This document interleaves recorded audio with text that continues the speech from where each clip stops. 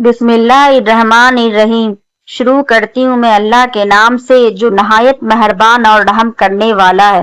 پیارے دوستو، آج کا یہ واقعہ ایک ظالم شوہر اور مردہ ماں کے سینے پر لپٹا ہوا بچہ جو 9 ماہ تک اپنی ماں کے سینے کا دودھ پی کر زندہ رہتا ہے، اس چونکا دینے والے واقعے کو سنتے ہیں۔ اس واقعے کی تاریخ بہت ہی پرانی ہے۔ عرب کا ایک قبیلہ تھا۔ اس قبیلے میں رہنے والے لوگ آپس میں مل جل کر رہا کرتے تھے، لیکن اس قبیلے کا ایک شخص بہت ظالم تھا۔ اس قبیلے کے ایک شخص اتنا ظالم تھا کہ وہ دن رات اپنی بیوی پہ ظلم کرتا تھا۔ اس کو اپنی بیوی سے بالکل بھی محبت نہیں تھی اور وہ اس کا خیال بھی نہیں کرتا تھا۔ وہ اتنا بے پرواہ تھا کہ جب شادی ہوئی تھی تو پہلے دن سے ہی اس نے اپنی بیوی پہ ظلم کے پہاڑ توڑ دیے، اور اگر اسے کوئی تکلیف ہوتی تو اسے کسی قسم کی درد نہیں ہوتا تھا۔ اس کی بیوی اگر درد سے گرتی تو اس سے کہتا کہ تم بہانے بازی کرتی ہو، تم اپنے شوہر کی خدمت تو نہیں کرتی۔ جاؤ دیکھو اس گاؤں کی عورتیں کتنی خدمت گزار ہے اور اپنے شوہر کو کس طرح انہوں نے اپنے سر پر بیٹھایا ہوا ہے۔ وہ سخت گرمی میں پتھر توڑتی تھی۔ آپ سب جانتے ہیں کہ عرب میں کتنی شدت کی گرمی ہوتی ہے کہ انسان 1 منٹ بھی دھوپ میں نہیں کھڑا رہ سکتا، لیکن اس شوہر کو کوئی فکر نہیں تھی۔ وہ بیوی کم اور ملازمہ زیادہ تھی، اور یہی نہیں، اس نے جو بکریاں پالی ہوئی تھی ان کو چرانے تک کے لیے جانا، ان کے کھانے پینے کا انتظام کرنا، ان کا دودھ نکال کر بیچنا، یہ سب بھی اس عورت کی ذمہ داری تھی۔ پورے گھر کو وہی چلا رہی تھی۔ اس کے شوہر نے اپنے سر پر کوئی ذمہ داری نہیں لی تھی۔ اس طرح 1 سال گزر گیا۔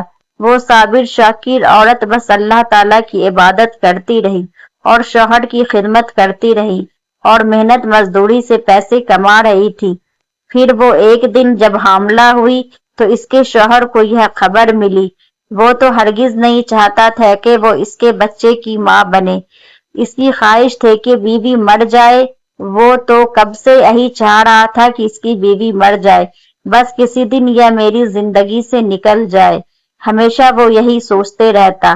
وہ تدبیریں کرتا، کسی طرح اس عورت کو اپنی زندگی سے میں نکالوں، کیونکہ وہ ایسا نہیں کر سکتا تھا، کیونکہ اس گاؤں میں اس کی بہت عزت تھی اور لوگوں کے سامنے اس نے اپنی جھوٹی عزت بنا رکھی تھی کہ میں نے اپنی بیوی کو بہت زیادہ پیار کیا ہے، میں اس کی بہت زیادہ فکر کرتا ہوں، جبکہ لوگ خود دیکھتے تھے کہ اس کی بیوی شخص دھوپ میں کس طرح محنت مشقت کرتی ہے۔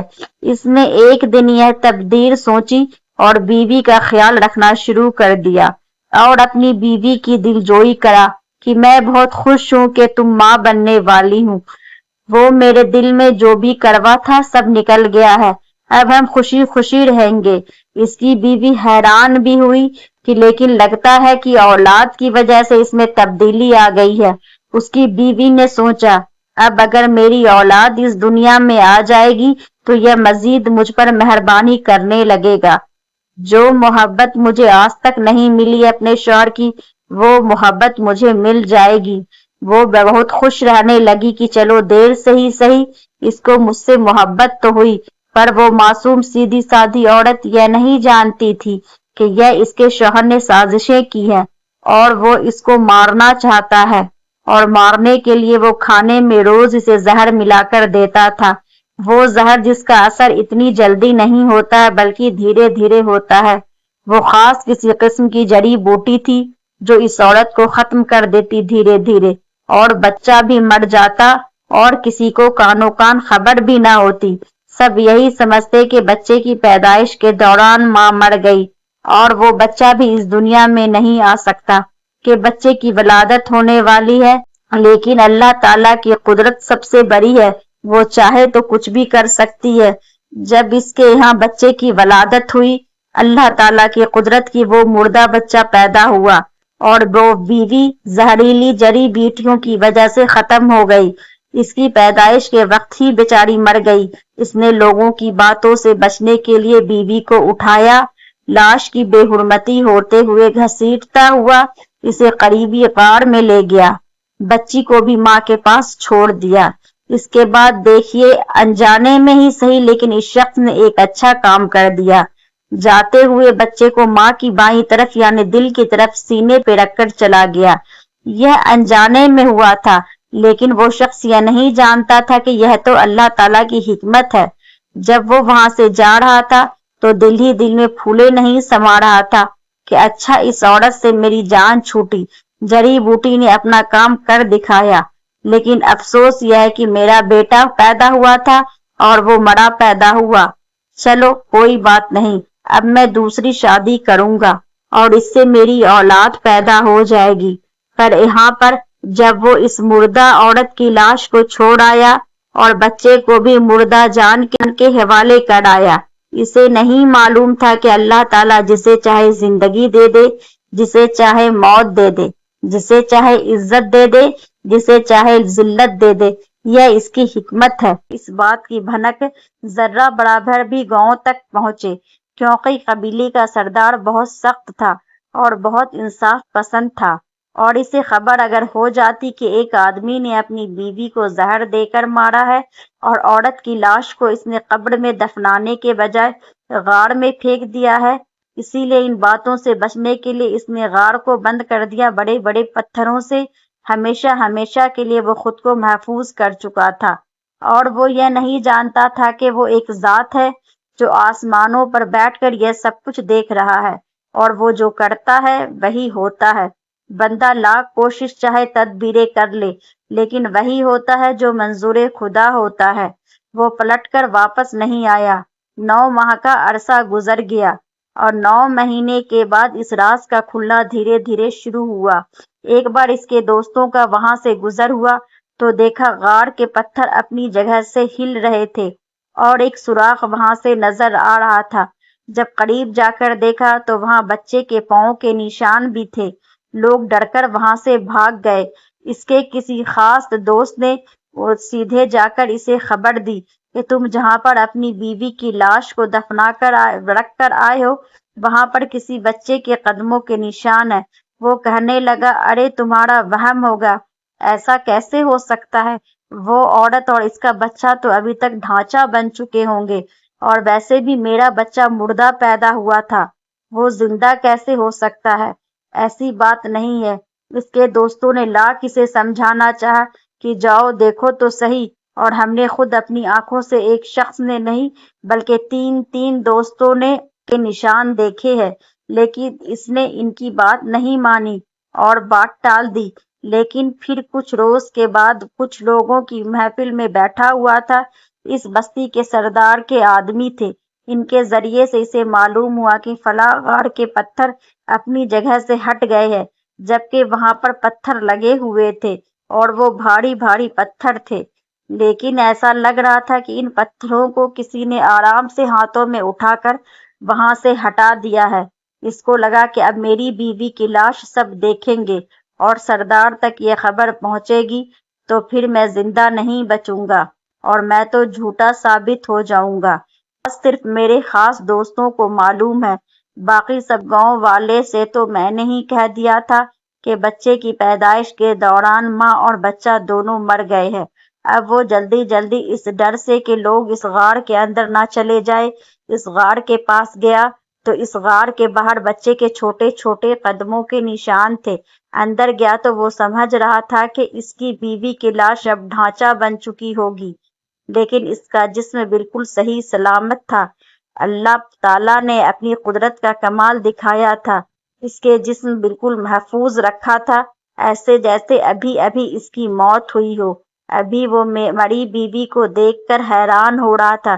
اس کی نظر ایک صحت مند بچے پر پڑی، 9 ماہ کا بچہ، وہ بچہ جسے دیکھ کر اس کی آنکھیں پھٹی کی پھٹی رہ گئی۔ یہ کیسے زندہ ہو سکتا ہے؟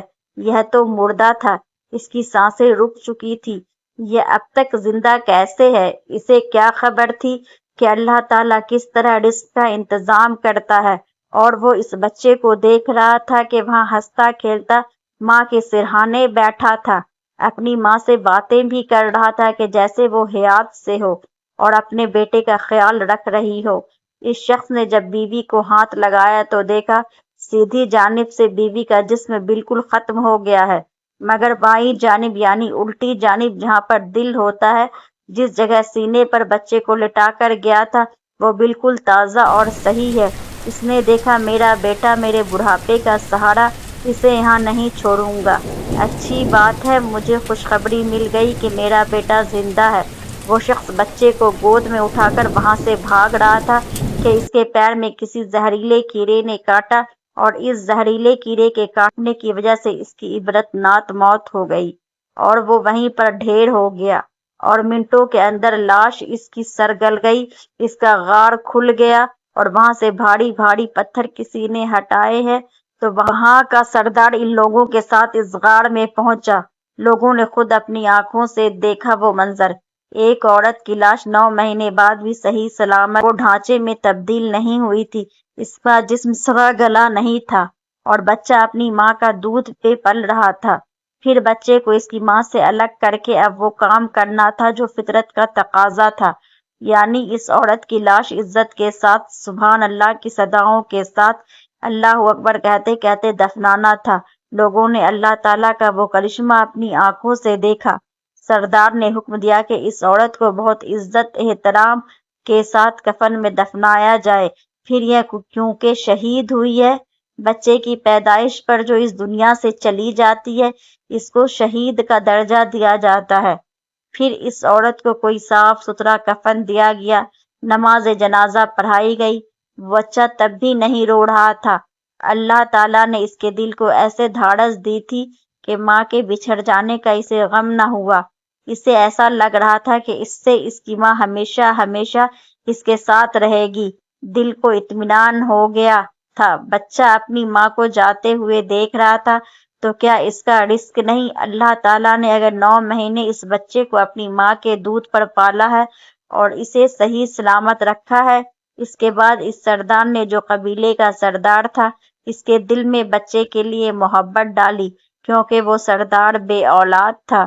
اس کی بیوی تک جب یہ خبر پہنچی تو اس نے کہا کہ میں اس بچے کو پالوں گی، میں اسے اپنا بیٹا بنا کے پالوں گی۔ وہ شہید عورت جو قبر میں دفن ہو کر جنت میں جا چکی تھی اور جنت سے اپنے بچے کو پلتا ہوا دیکھ رہی تھی، اس بچے کا نام قلبی رکھا گیا اور وہ بچہ بڑا ہو کر قبیلے کا بڑا سردار بنا۔ وہ اتنا بہادر تھا کہ اس نے کئی قلعے فتح کیے، نیک نامی میں سب سے آگے تھا۔ تربیت اور پرورش قبیلے کے سردار نے کی، لیکن اس سے ایسا لگتا تھا کہ روحانی طور پر اس کی ماں اس کے ساتھ ہے اور ہمیشہ رہے گی۔ سبحان اللہ! جس آدمی کو اس کی ماں کو مردہ جان کہہ رہا تھا، 9 مہینے اسی غار میں اپنی ماں کے ساتھ وہ لگا رہا۔ اللہ تعالیٰ نے رزق کا انتظام بھی کیا۔ ماں کی لاش عزت کے ساتھ وہاں رہی اور عزت کے ساتھ اس دنیا سے وہ گئی۔ شہیدوں میں اس کا شمار ہوا۔ سب سے اعلیٰ اللہ تعالیٰ ہے، جس نے جس کی قسمت میں وہ لکھا ہے وہی ہوگا۔ یا صرف بندے کو آزماتا ہے کہ میرا بندہ آئے اور توبہ کرے۔ اگر وہ توبہ کرے گا تو میں اس کے گناہوں کو معاف کر دوں گا۔ اگر وہ نیکی کے لیے 1 قدم بڑھائے گا تو میں اس کی طرف 10 قدم بڑھاؤں گا۔ اس ویڈیو کو جتنا ہو سکے شیئر کرے اور ہمارے چینل کو سبسکرائب ضرور کرے اور دعا میں ہمیں یاد رکھیں۔